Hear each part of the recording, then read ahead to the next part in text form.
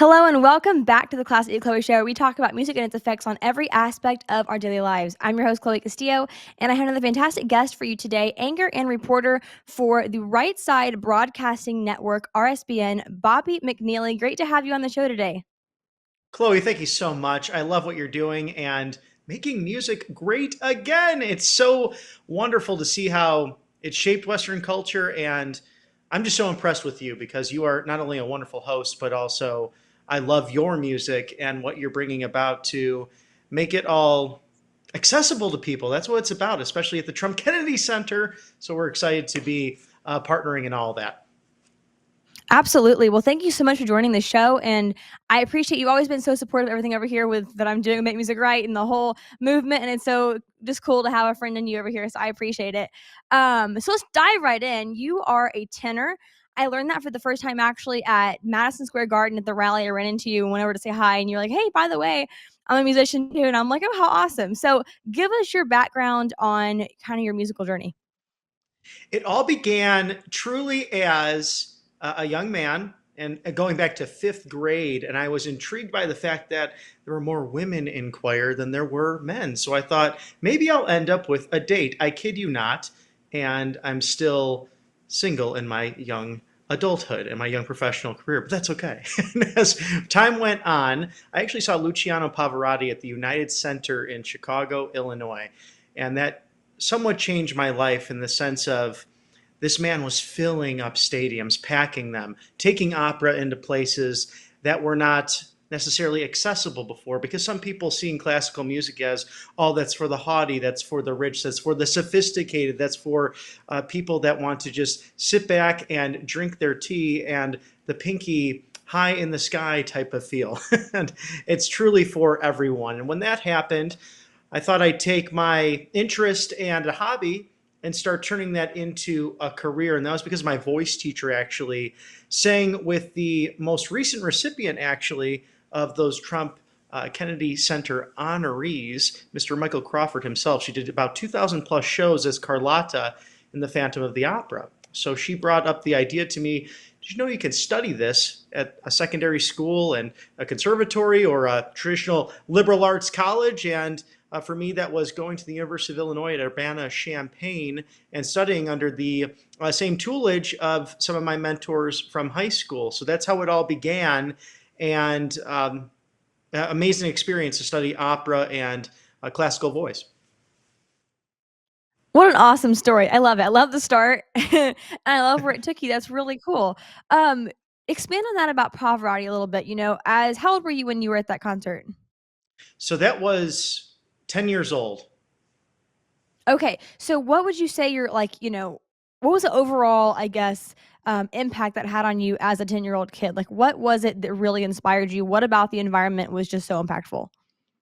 Well, I think the thought that at the time it was the Chicago Bulls were dominating that stadium in the 90s, going back to back three-peat champions with, of course, in 94, 95, the Houston Rockets were successful in those back-to-back championships. So during that time, that was dominating Chicago culture and in the sports. And I thought to have this one person who could sing like that in music that's transcended Western civilization and fill up stadiums, there must be something special about this man. And then, of course, especially in the Italian language and that tongue, it's been studied as well, and I'm sure you could speak better to this than I can, but that tenor voice and that vocal, especially in the Italian Romanticism. You see this a lot with Puccini's work, especially with Turn of the Century and its more recent opera and not as long. So a great thing to bring someone who is unfamiliar with opera perhaps to a Puccini show, because it's very similar to a modern musical in the sense that you may have two acts, a 20-minute intermission, and that'll take up about 2.5 hours of your time.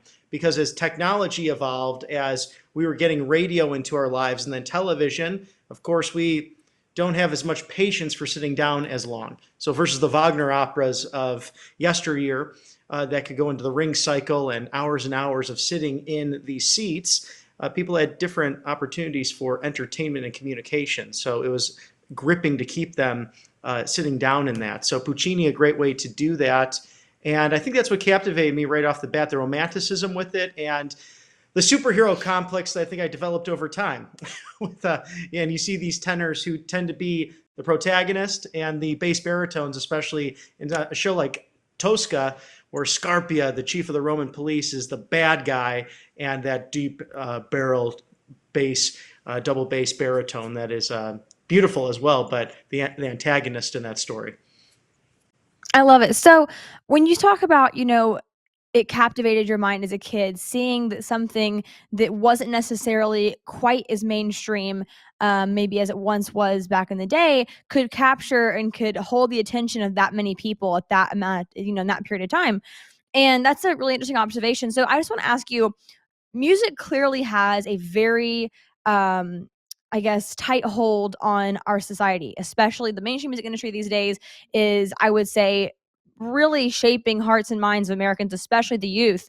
And so with that said, seeing someone like Pavarotti, seeing art like that, and it goes beyond classical too. There's also art, that was, I guess, pop back in its day, like Sinatra or whatever, that was more just like love songs that weren't in the style necessarily of, a whole entire opera, but that just touched on those kind of topics. And they really, I would say, created a culture around them that made America great, for a lack of, better term here. And I think that I personally would love to see a return to that in today's culture. And so what do you think about the influence that most of the mainstream, I'm not going to, make a huge statement here and say all of it, but a large portion of the mainstream is having on today's youth? I think there's positives and negatives to take from it. Just look up at the upcoming Super Bowl and who's been selected for that halftime show. I think we're going to see an extraordinary divestment, as much as I don't like that word, from the halftime show, because it really doesn't fit into the characteristic of your typical viewer of a Super Bowl halftime show. We have seen elements of the demonic in recent music. At the same time, if you go back to a Frank Sinatra, and I would still consider that modern, or even an Elvis Presley, who was controversial at the time for shaking his hips, but in a full suit. They were very driven by the American standards and the classics, but also gospel music, and open about sharing that in every single household. And I think the church, as it stands in the Western tradition, and you could go back to the Eastern Orthodox, of course, too, with chant, and in the West, the Gregorian chant. You see how that will transcend cultures and spaces, and it's throughout the test of time, and something you can just listen to, perhaps at any one of your local churches, even right here in the United States. And that church music really stuck with me as well.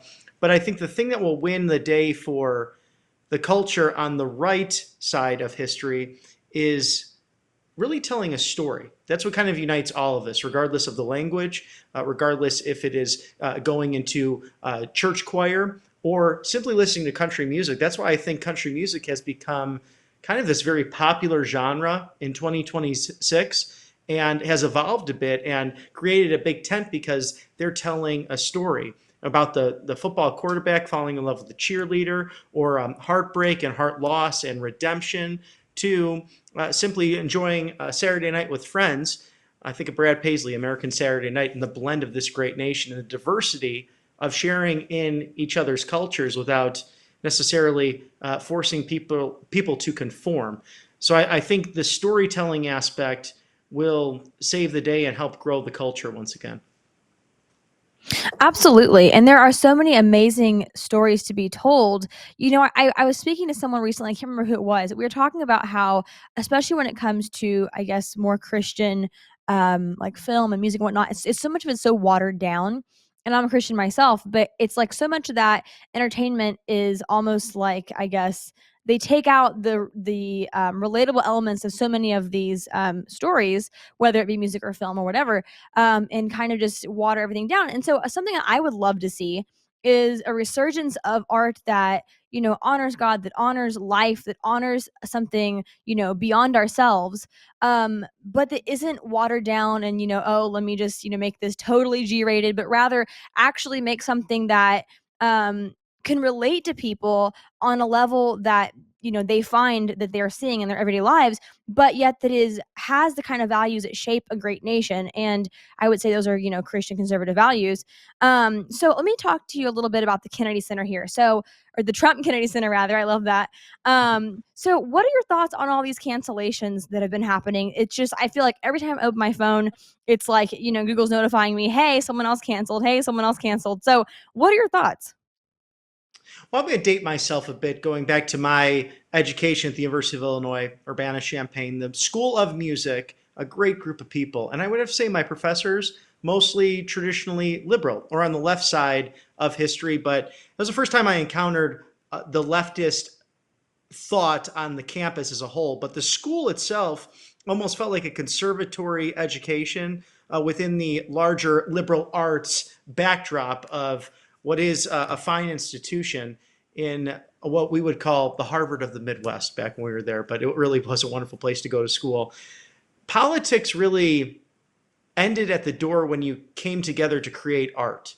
And we would recognize right, left, or center how our own experiences might transcend a character, might help us to build upon a story, and help us to maybe put ourselves in someone else's shoes and to relate with one another, which I think was a really remarkable time because there was somewhat of turmoil. I'm going to date myself back when I was in college, but the end of the Bush administration into the early years of Barack Obama, which for many people brought much hope for various reasons. And at the time, two very unpopular wars, especially the Iraq crisis. We were in the middle of a recession happening. And quite frankly, upon graduation, it's a very large engineering and business school. Many of my friends simply were not getting the work they sought to study and thought, oh, I've done everything correctly. Why am I not getting the opportunity that I was hoping for? And some of those issues remain the same today as President Trump, I think, tackling that in Washington, D.C. and abroad. But I'm personally disappointed because politics, even though I was definitely in the minority studying there, and even as I've taken on professional singing roles throughout my career, I tend to be on the minority, being more right of center and a conservative thinking American. But it never disallowed me from breaking bread with my colleagues and my friends and from getting to know them and dialoguing with them. And I think that's part of the problem, is that tribalism you can find defined by, oh, I believe in this. And I believe you see it mostly on the left. So therefore, I can't associate with this.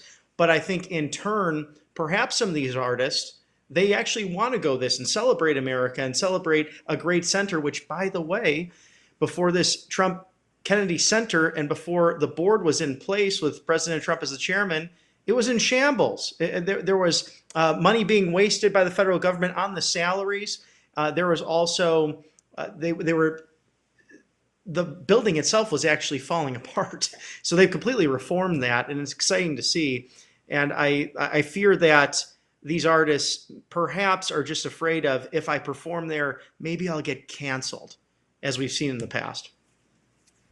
Absolutely. And that's something that's very concerning too. The fact that um the people dominating the arts are of that mindset. And of course, I don't have a problem with people who are, liberals or whatever, voting Democrat, being in the arts. I think that's, arts aren't exactly, for one side or the other. It's supposed to be Mhm. bipartisan. It's supposed to just be, individuals who are talented and who enjoy music and who, they relate to that sort of thing. But the question is, it makes you wonder, when you see all these people like this who are left and right canceling on this center, and who are, even though Trump, I know he's the chairman of the board, and I know that he has his name on the institution now, but beyond that, you would think that there would be some element of saying, you know what, maybe I don't agree with Trump on everything. I don't necessarily like that he renamed this, for example, but I'm still going to share my art here because this is for America. And the lack of that is really concerning, frankly. And so I see this, though, instead of trying to, I guess, fight with that side and say, reconcile with them, say, hey, no, no, no, come back. Your art's great. We want you to be here.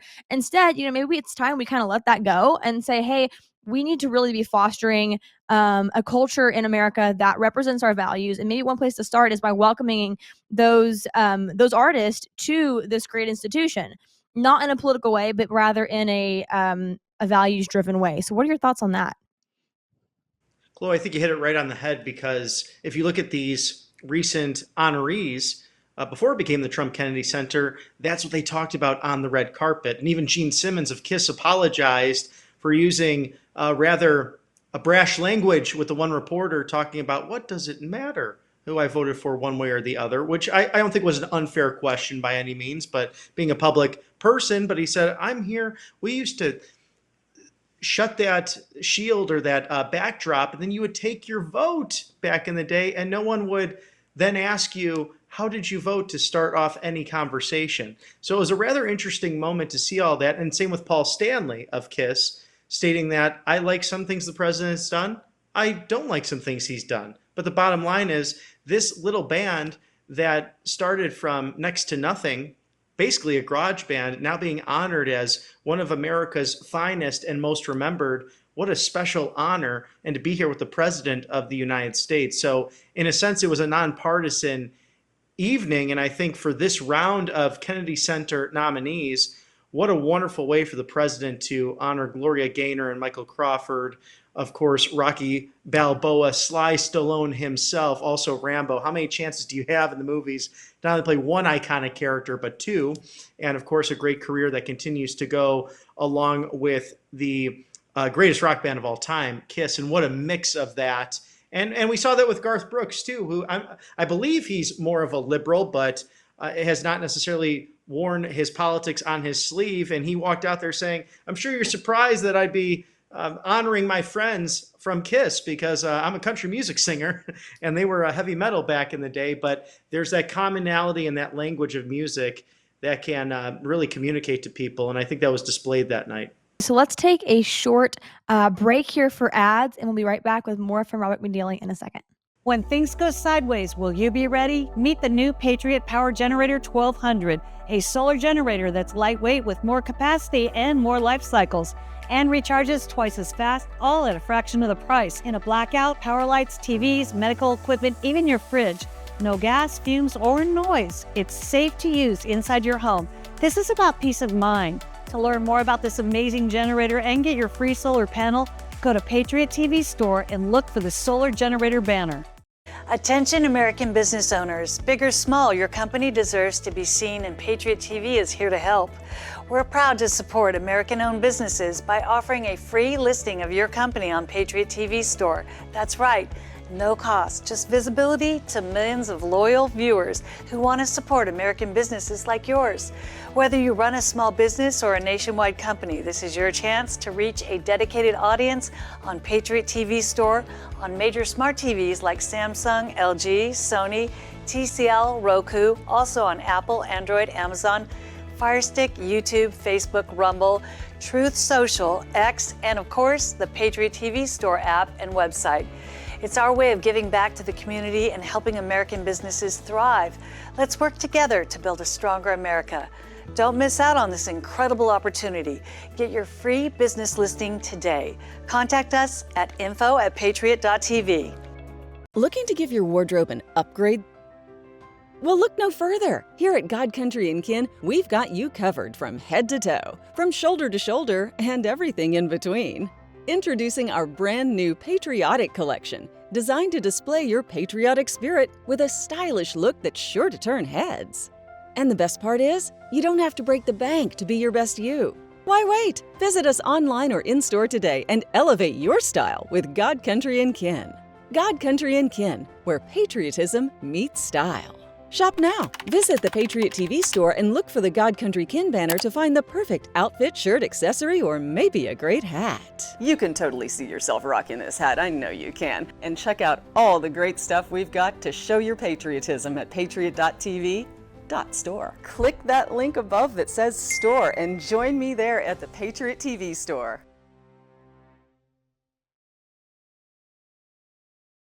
What do a neurosurgeon, a country artist, and a television and radio host have in common? They all saw the writing on the wall. Big banks sharing your financial information with big government. Join them as owners in Old Glory Bank, the pro-America online bank that protects your privacy, security, and liberty. Invest today at own.oldglorybank.com. So, Bobby, thank you so much for joining us today. Let's get a couple more thoughts from you before we let you go here. A question for you. I really think that the conservative movement, and I know that I talk about this all the time, people are probably sick of it, but I'm not going to stop.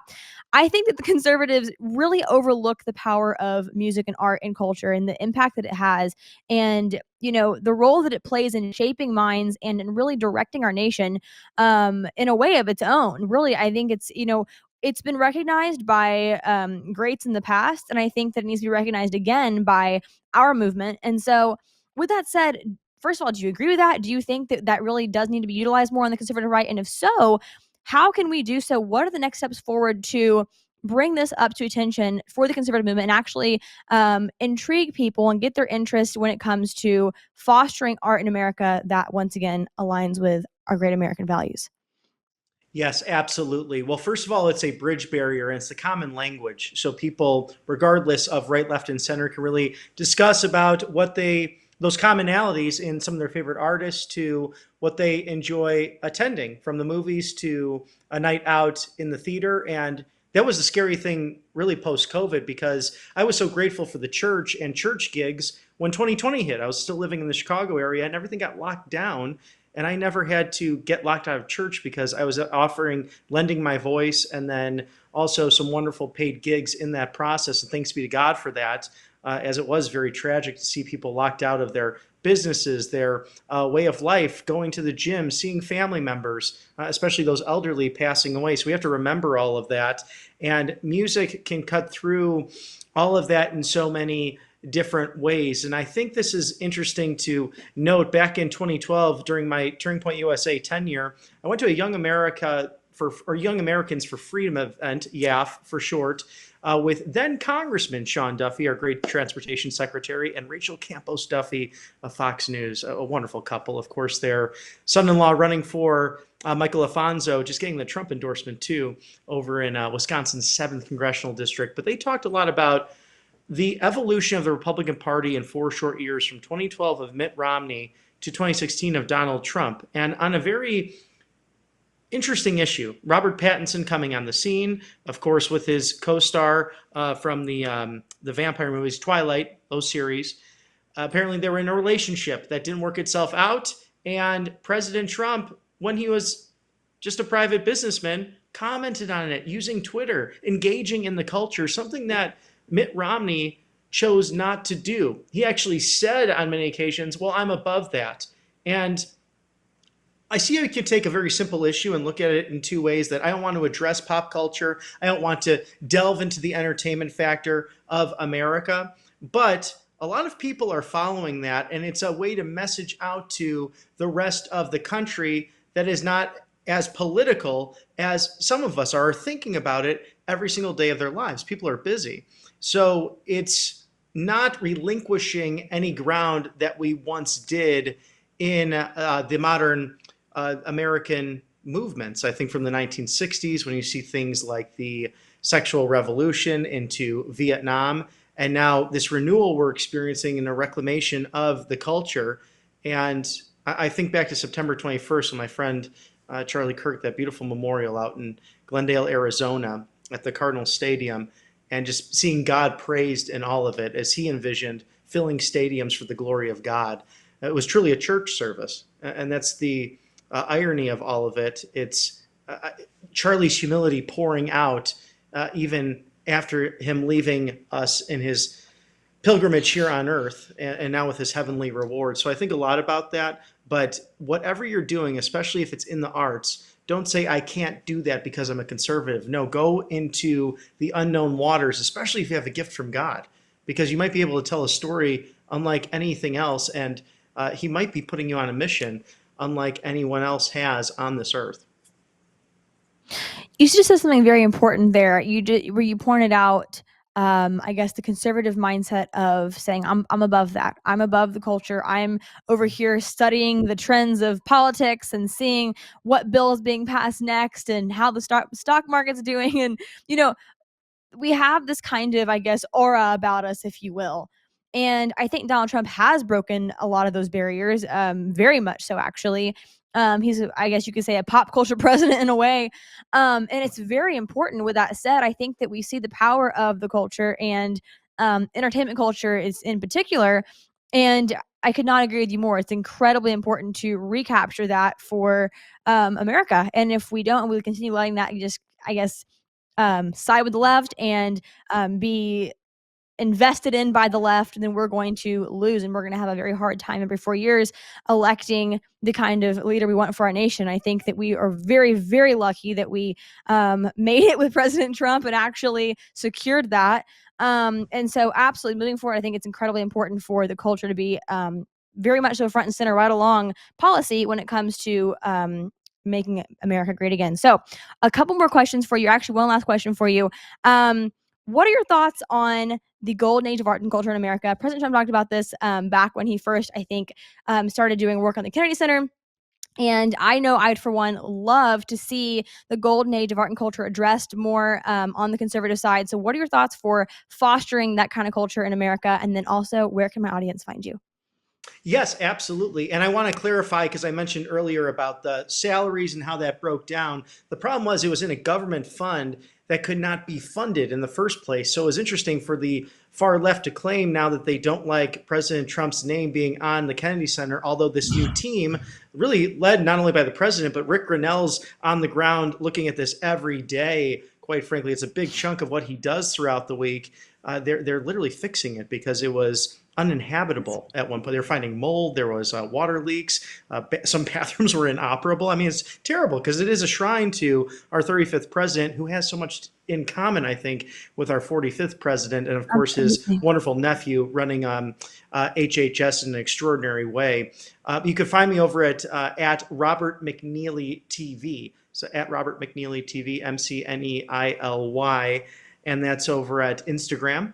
And I'm pretty active on Facebook now, too. So if you just look up Robert McNeely, I'm there. That's me talking to everyone. And maybe we'll get into some more things. Oh, True Social, of course, at Robert B. McNeely.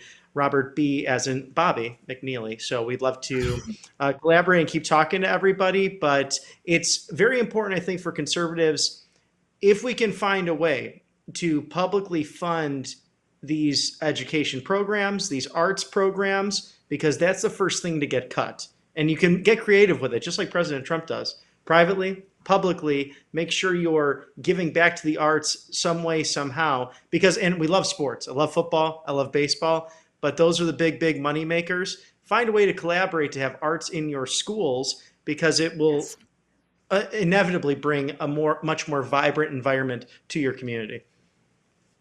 Absolutely. Bobby, thank you so much for joining me today, sharing your story about your musical journey and just your thoughts on all of this culture when it comes to America and conservatism and the whole thing. I truly appreciate your time. Thank you so much for joining us. Chloe, God bless you. Thank you for everything that you do, and keep up the great work. God bless.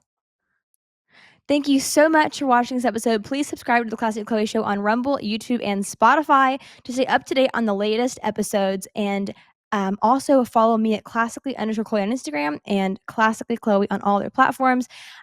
Please do also follow Make Music Right on all socials, and check us out at makemusicright.com to learn more about the conservative music movement. See you next week. God bless.